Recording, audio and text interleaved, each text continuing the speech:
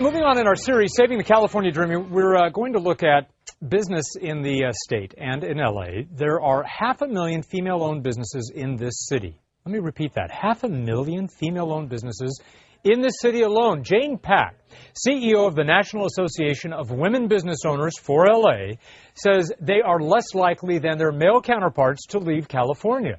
Here's her advice on how to stay competitive in this economy. We have a ton of women business owners that do business in California because they believe in California, and it would cost them significantly less to go to another state.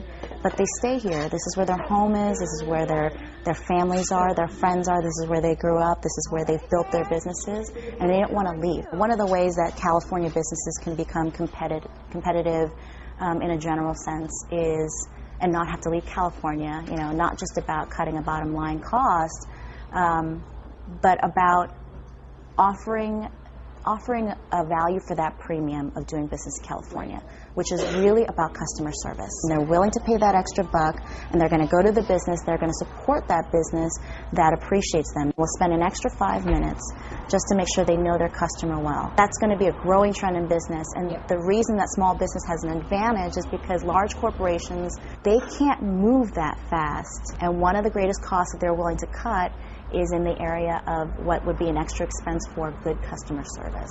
And small businesses can take advantage of that. Know how to do. Wow. All right, Jane Pack. Heidi, it's interesting. Why would women business owners be less likely to pick up their business and move out of town or out of state than their male counterparts? It's a great question. Women are much more about social capital than they are just about financial capital. What does that mean, social capital? That means they're more about their communities, their families. So many of these owners come here from somewhere else, and they come to California for a reason. They don't want to leave. When I interviewed Jane, what was interesting, she had all the same complaints that all the men business leaders that we've talked to do, but they find ways around it.